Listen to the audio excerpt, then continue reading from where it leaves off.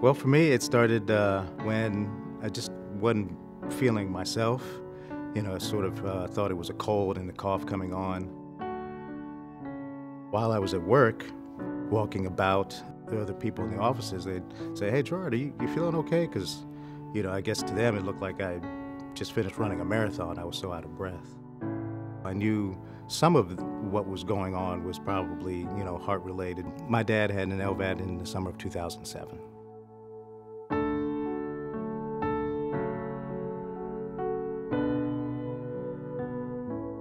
And I went from a bad cough to diagnosed for a heart transplant within 6 months.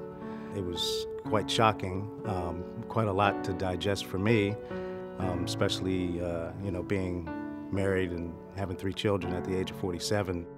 It took a lot to actually settle with, but I think what helped me get through it was knowing what my dad went through and that he actually got through it at the age of 74.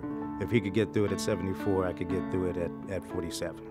So he was sort of my hero through all of this. Transplant, now it was, it was on the table. I sat, my daughter down and my son down individually, and on the surface, it looked like they digested it well. I think to look back on it now, my son may have had some issues dealing with it because, I'm his father.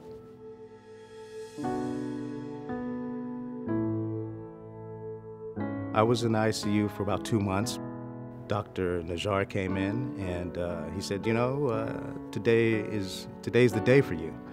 And I was like, okay, good, today's the day. And he was like, no, today's the day.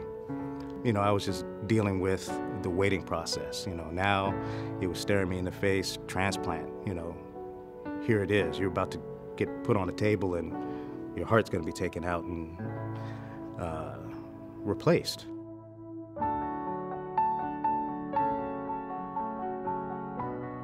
I remember waking up.